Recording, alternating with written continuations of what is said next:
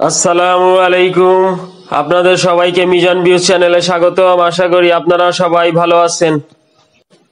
এই ভিডিওর মাধ্যমে আজ আমরা জানবো যে নিম্নচাপের সময় কিভাবে আমাদের দেশে প্রচুর বৃষ্টি হয়। নিম্নচাপের সময় আমাদের দেশে প্রচুর বৃষ্টি হয়, কখনো কখনো একটানা 3-4 দিন ধরে বৃষ্টি হতে থাকে। কিন্তু কি কারণে নিম্নচাপের সময় বৃষ্টি হয় হয়তো আমরা সবাই তা জানি না। পুরো ভিডিওটা আপনি না দেখলে পুরো ব্যাপারটা বুঝতে পারবেন না। এই জন্য পুরো ভিডিওটি দেখার জন্য অনুরোধ রইল এবং ভিডিওটিতে একটা লাইক দিয়ে আমাদের সাথে থাকবেন।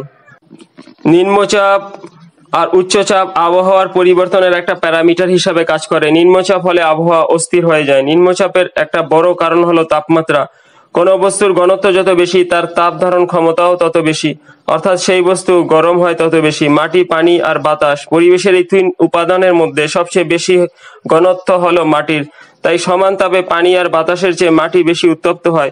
দিনের বেলায় উষ্ণ মাটি ভূপৃষ্ঠের উপরের বাতাসের তাপমাত্রাকে বাড়িয়ে দেয়। অন্যদিকে সমুদ্রপৃষ্ঠের পানি অতটা উষ্ণ হতে পারে না, তাই সমুদ্রপৃষ্ঠের উপরের বায়ুমণ্ডল ভূপৃষ্ঠের বায়ুমণ্ডলের সমান উষ্ণ হয় না, যার ফলে ভূপৃষ্ঠের আর সমুদ্রপৃষ্ঠের বায়ুমণ্ডলের মধ্যে উষ্ণতার একটা পার্থক্য তৈরি হয়।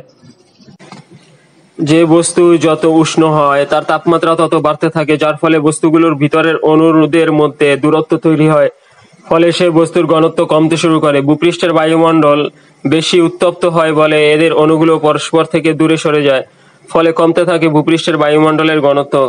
বাতাস তখন সেখানে অনেক হালকা হয়ে যায়। হালকা বাতাস তাই স্বাভাবিক নিয়মেই বায়ুমণ্ডলের উপরের দিকে উঠে যাওয়ার প্রবণতা দেখায়। নিচের দিকে তখন অনেকটা ফাঁকা জায়গা তৈরি হয়। অন্যদিকে সমুদ্রপৃষ্ঠের বায়ুমণ্ডলের উষ্ণতা বাড়ে না বলে ঘনত্ব চাপ একই থাকে, তাই ভূপৃষ্ঠ আর সমুদ্রপৃষ্ঠের চাপের মধ্যে পার্থক্য অনেক বেড়ে যায়। ভূপৃষ্ঠে তৈরি হয় তখন নিম্নচাপ। দিনের বেলা সমুদ্রপৃষ্ঠ তুলনামূলকভাবে শীতল থাকে, তাই সেখানকার বায়ুমণ্ডলের চাপ বেশি। স্বাভাবিকভাবেই বিশাল খোলা জায়গায় চাপ ও তাপের ভারসাম্য থাকতে হবে, অর্থাৎ সমান থাকতে হবে। কিন্তু যখন কোথাও চাপ কমে যায়, অর্থাৎ বাতাসের ভিতরে ফাঁকা জায়গা সৃষ্টি হয়, সেখানে আর চাপের ভারসাম্যটা থাকে না। তখন বেশি চাপের অঞ্চল থেকে শীতল বায়ু দ্রুত গিয়ে সেই ফাঁকা জায়গা দখল করে নেয়। এভাবেই তৈরি হয় ভারসাম্য। আর এই ভারসাম্য তৈরি করতে গিয়ে দ্রুত সমুদ্রপৃষ্ঠের বায়ুমণ্ডল ভূপৃষ্ঠের দিকে ধেয়ে আসে, ফলে তৈরি হয় ঝোড়ো হাওয়া ও ঘূর্ণিপাক।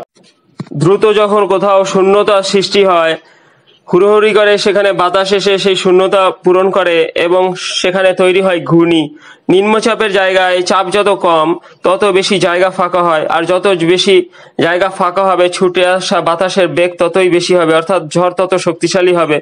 উষ্ণ বাতাস ও শীতল বাতাসের মিশ্রণের ফলে যে ঘূর্ণিপাকের সৃষ্টি হয়, তখন এই উষ্ণ এবং আর্দ্র বাতাস মিলিতভাবে উপরে যেতে থাকে এবং আস্তে আস্তে ঠান্ডা হতে থাকে, আর ছড়িয়ে থাকা পানির অণুগুলির সাথে জমাট বেঁধে ঘনীভূত হতে থাকে আর মেঘের সৃষ্টি হতে থাকে।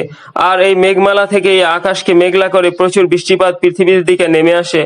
সর্বশেষে কথা বলতেই হয় যে ঝড়, বৃষ্টি, জলোচ্ছ্বাস, ভূমিকম্প, খরা, অর্থাৎ আবহাওয়াকে আল্লাহ তাআলাই নিয়ন্ত্রণ করেন। আমরা বৈজ্ঞানিক ব্যাখ্যা জানতে চাই, তাই কিছু কথা বলা হলো। আজ এই পর্যন্ত। এই ভিডিওর ব্যাপারে আপনার মতামত কমেন্টস করে জানাবেন। ভিডিওটিতে একটা লাইক দিয়ে আমাদের সাথে থাকুন এবং এরকম ভিডিও আরো পেতে চাইলে অনুগ্রহ করে চ্যানেলটা সাবস্ক্রাইব করুন। আল্লাহ হাফেজ।